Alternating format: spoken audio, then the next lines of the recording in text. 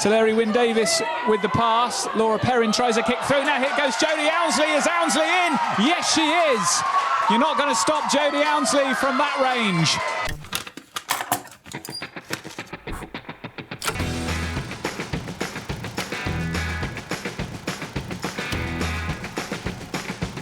Straight away, I think I had a bit of a fire in me. I think I was very competitive, but I also had a lot of frustration in me as well because I was basically profoundly deaf from birth. So that basically means no hearing whatsoever, completely, deaf in both ears. Obviously, with my disability, being young and not being able to communicate with my parents, I think built up like a lot of passion and anger.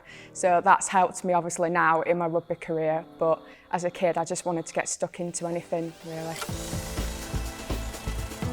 I got a cochlear implant fitted when I was 14 months old, but as a kid, I don't remember sort of letting it hold me back. I just seemed to thought, no, it's not going to stop me. I'm just going to crack on and do what I want. But I remember weirdly going around the playground telling people I've got a robot ear and saying that they took my ear off and put a new robot ear on. So yeah, I feel like I just were good at sort of getting on with it almost.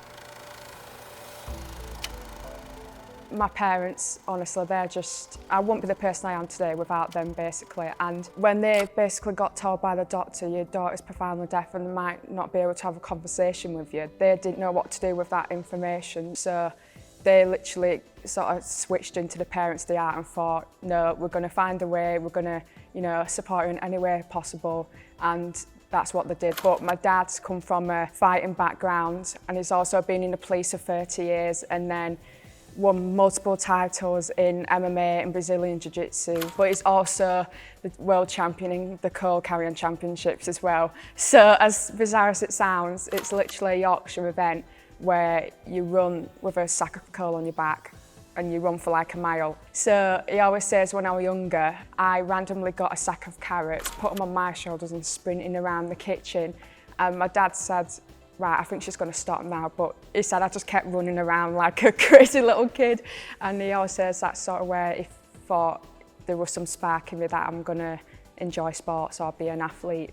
So I saw him putting so much effort in, training all the time, and weirdly enough, I really enjoy and do that too, and I always wanted to train with him, so we sort of really bonded over it and just trained together, and then I think that's obviously put me into a sporting background as well, so it's had a massive impact on me.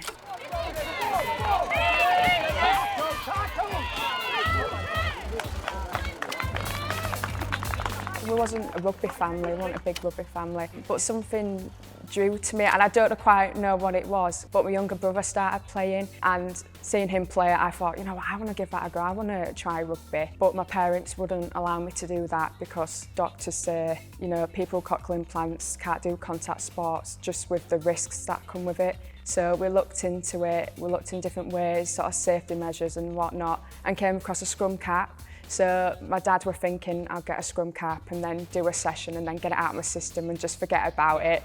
But it was the complete opposite, and 5 years later, we're still here. So that's literally how it started. I got invited into the England 7 setup, but obviously with COVID, sort of that changed and meant I moved back home, I moved back up north, and then this was the year when sale was starting and I just thought this could not be a better opportunity. So coming here, I was honestly so nervous, but everyone's just so lovely and so driven and hardworking, and the girls just literally have each other's back.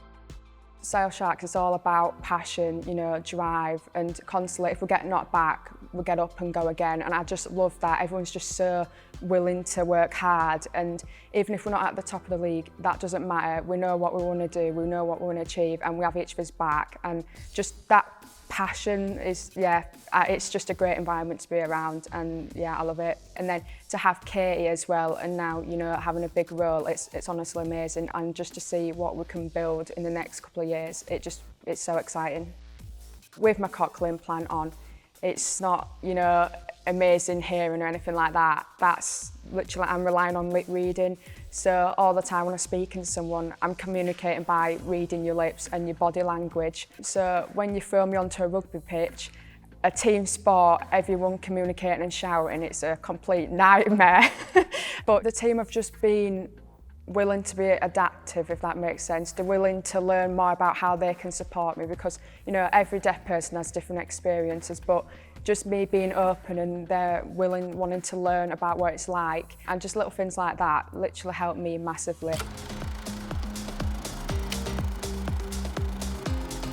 I don't know where it's come from, it's just always been in my head, yeah, I want to be an Olympian.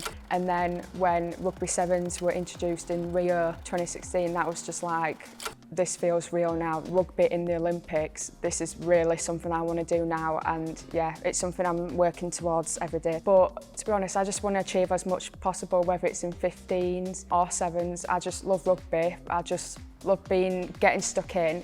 So I'm just willing to achieve as much as I can, to be honest, whatever that may be.